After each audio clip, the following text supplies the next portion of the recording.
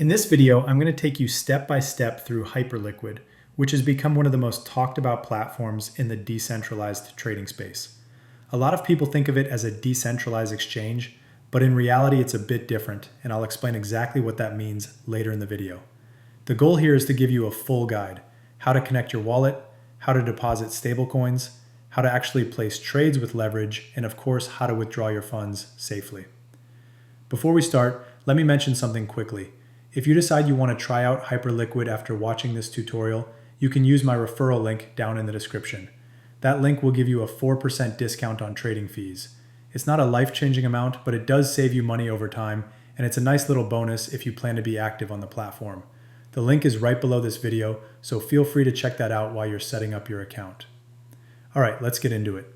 The first thing you need to understand is how to connect your wallet to Hyperliquid. Unlike centralized exchanges where you create an account with an email and password, here you just connect your crypto wallet directly. You don't have to go through a traditional sign-up process, but you do need a wallet that is compatible. Rabby Wallet works, MetaMask works, Coinbase Wallet, OKX Wallet, and many others. As long as you have a wallet extension in your browser, you can connect it. If you prefer using your phone, you can also connect with Wallet Connect by scanning a QR code. When you go to the Hyperliquid website, in the top right-hand corner, you'll see the Connect Wallet button. Click that, choose your wallet, and sign the connection. This is not a transaction that costs gas. It's simply proving ownership of the wallet and accepting the platform's terms. Once you sign, your wallet is linked to Hyperliquid and you're ready to fund your account. Now let's talk about deposits. Hyperliquid recommends depositing USDC over the Arbitrum network. Technically, you can use USDT as well, but USDC is the standard here and the most reliable option. So what you'll need to do is get USDC into your wallet on Arbitrum. That means you need two things: some ETH for gas fees and the USDC itself.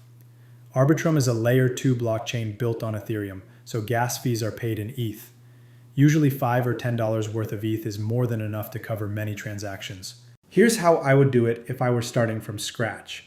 I would log into my centralized exchange account, whether it's Kraken, Coinbase, or Binance, and deposit fiat currency first, like dollars or euros. From there, I would purchase $10 worth of ETH, and also however much USDC I plan to trade with. Once I have those two assets, I would withdraw them to my Arbitrum wallet address. This step is really important. Make sure you select the Arbitrum network when you withdraw. If you send USDC on Ethereum mainnet or another chain, it won't arrive correctly. Always double check that you're sending on Arbitrum. Once the ETH and USDC arrive in your wallet, you're ready to deposit into Hyperliquid. Go back to the platform, click Deposit, enter the amount of USDC you want to transfer in, and confirm. Your wallet will ask you to sign the transaction. This time you will pay a small gas fee in ETH, but that's why we bought ETH earlier. After signing, your USDC moves from your personal wallet into Hyperliquid's system, and you'll see your balance appear on the platform. That's the money you can use for trading. Now let's explore the trading interface itself. On the left-hand side, you'll see a list of trading pairs. Most are quoted against what the platform calls USD. Remember, this is not actual US dollars, but the USDC stablecoins you deposited. On the right-hand side of the screen, you'll see your account overview, showing your equity, your margin available, and eventually, your open positions once you start trading. When you want to place a trade, you'll see options for market orders and limit orders. A market order executes immediately at the best available price, while a limit order lets you set the exact price where you want to enter.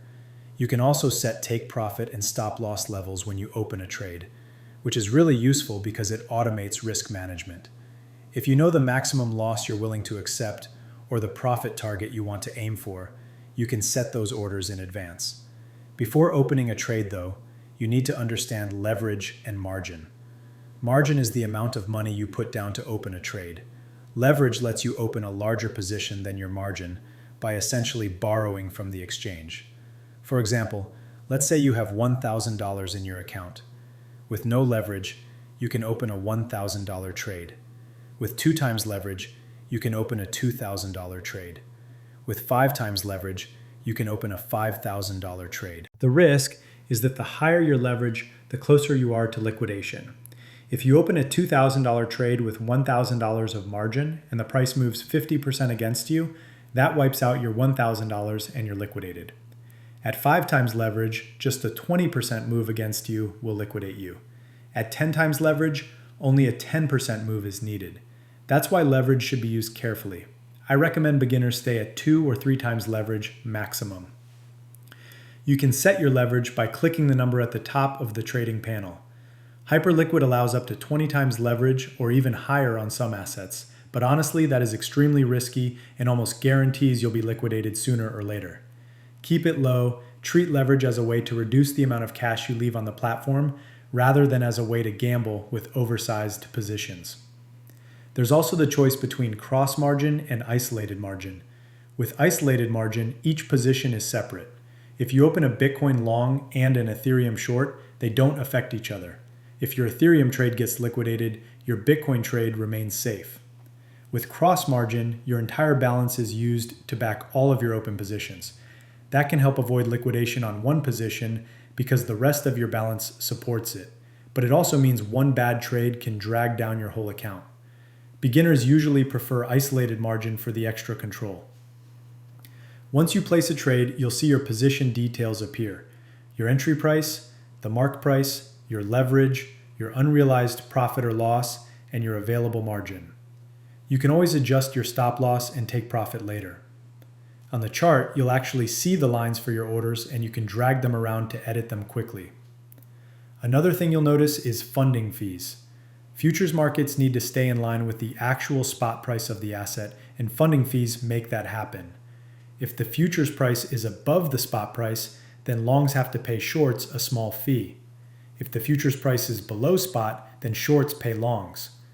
These fees are usually tiny, but they are paid every 8 hours or so, and during times of high volatility, they can spike.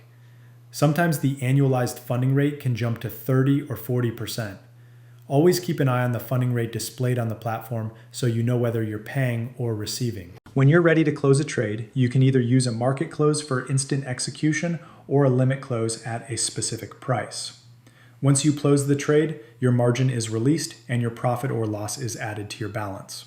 If you had set stop loss or take profit orders, those are automatically canceled once your main position is closed. Now, let's talk about something important: how Hyperliquid actually holds your funds. The platform markets itself as a decentralized exchange, but in reality, when you deposit USDC, you're sending it into Hyperliquid's hot wallet on the Arbitrum network. That wallet is governed by a multi-signature setup, usually 3 out of 4 signers. It's not a smart contract where your funds are isolated automatically, like on some other platforms such as Apex. Instead, Hyperliquid is more like a centralized exchange where you access your account through a crypto wallet. That means you're trusting their system and their multi-sig setup. Multi-sigs are generally secure, but they have been hacked in the past. I just want to make this clear so you understand the risks. Whether you are comfortable with this or not is up to you. This is why I always recommend withdrawing your funds when you're done trading. Don't leave large amounts sitting on the platform for no reason. Withdrawing is simple. Scroll down, click Withdraw, select the network you want. Again, I recommend Arbitrum for consistency, and enter the amount of USDC. There's a flat $1 fee per withdrawal. Confirm the transaction, pay a small gas fee in ETH, and your USDC will be back in your wallet. From there, you can send it to your centralized exchange, cash out into fiat, or store it safely in cold storage. So, to recap, the full process is: connect your wallet, deposit ETH and USDC on Arbitrum, fund your Hyperliquid account with USDC, manage your leverage and margin carefully, place and close trades with proper risk management, and always withdraw your funds when you're finished. Hyperliquid has become popular because the fees are very competitive, the interface is simple, and it gives people direct wallet access without needing an email and password. But it's important to understand both the advantages and the risks. If you want to try Hyperliquid yourself, don't forget that my referral link is in the description. Using that link gives you a 4% fee discount, which adds up over time and helps support the channel so I can keep making tutorials like this. Thanks a lot for watching. If you found this video helpful, please give it a like, subscribe to the channel, and leave a comment letting me know what you think about Hyperliquid. That's it for this one. I'll see you in the next video, and as always, happy trading.